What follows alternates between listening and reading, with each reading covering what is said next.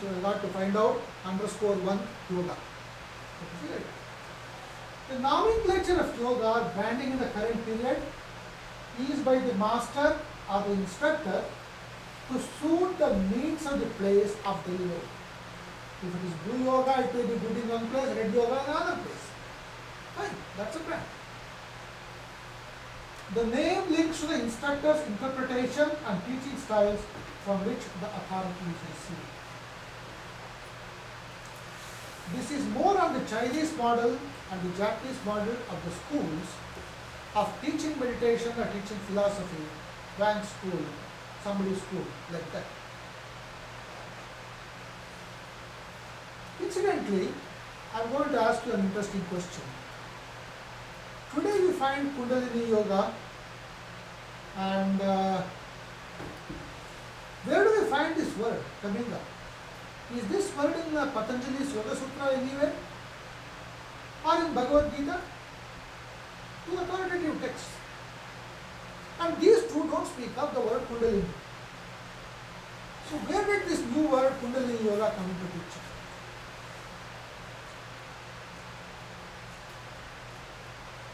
Or did somebody brand one of the yoga teachings from Gita and Upanishads together and said, okay, now I am going to call this as Kundalini Yoga? Did they do that? If they did it, what happened to the original tradition? What happened to the new tradition? Are we learning according to the new tradition or the old tradition? How do we validate this? And the word Kundalini comes in tantras. You can find the chart, yoga chart there, which is marked with the chakras. This is not Patanjali's yoga behind you. Okay. When you talk of the spinal cord and then the chakras in yoga, it is a blend of the yoga and the tantra. So it is not the pure tradition of Patanjali. It is neither the tradition of Bhagavad Gita.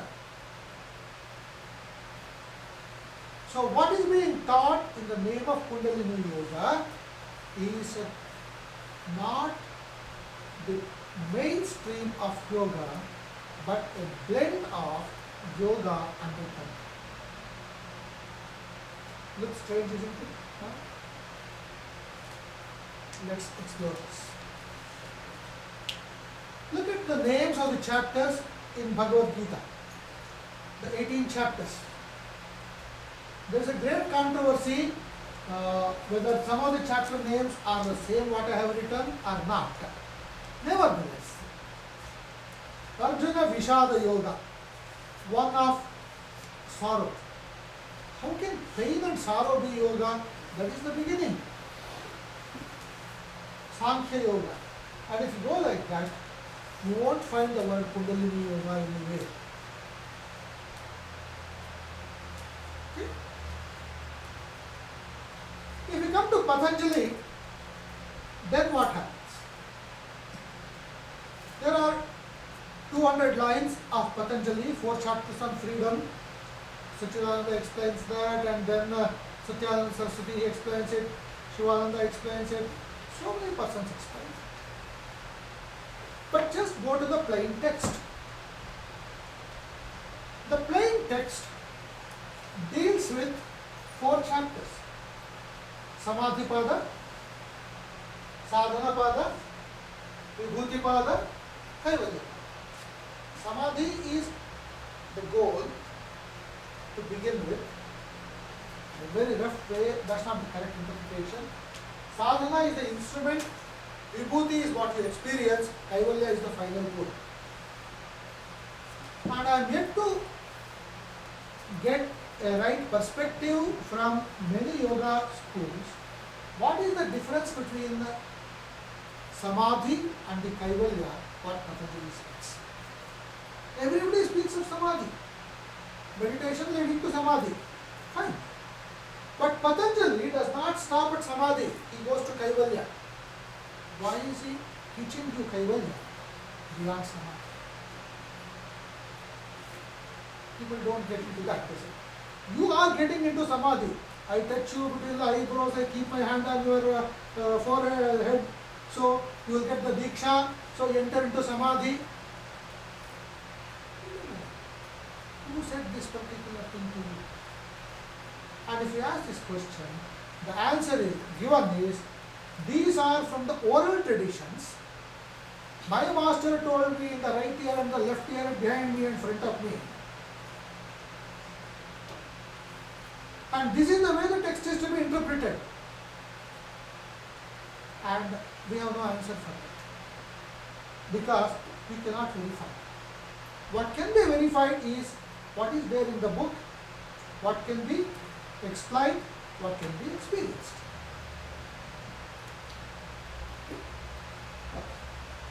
Then Patanjali provides 4 models of entry into yoga. One is called the tapas, second one is swadhyaya, the third one is ishvara pranidhana, and then the fourth one is kriya. This is from the Yoga Sutra 2.1. When the last one, 4, kriya, is being taught, that is where you get a hint towards the Kundalini Yoga. Not explicitly said, you get a hint at that point. Ishvara Pranidhana is the personal God. Then Swadhyaya is a contemplation, meditation, inward looking analysis. And the tapas includes the Hatha Yoga. Includes, but it's much more than that.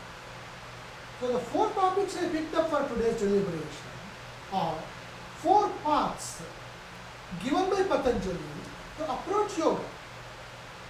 And up front it is there in Yoga Sutra, 2nd chapter, 1st line. Then what happens? After telling the 4 gateways through which yoga can be approached, he gives 8 limbs or 8 subsections of the practice. That is why it is called Yoganga. Anga means part of the limb. What are the 8 limbs? 229 says Yama, Niyama, Asana, Pranayama, Pratyahara, Dharana, Dhyana and Samadhi. So the Samadhi, which is a part of the Yoganga, is not the same as the Samadhi here.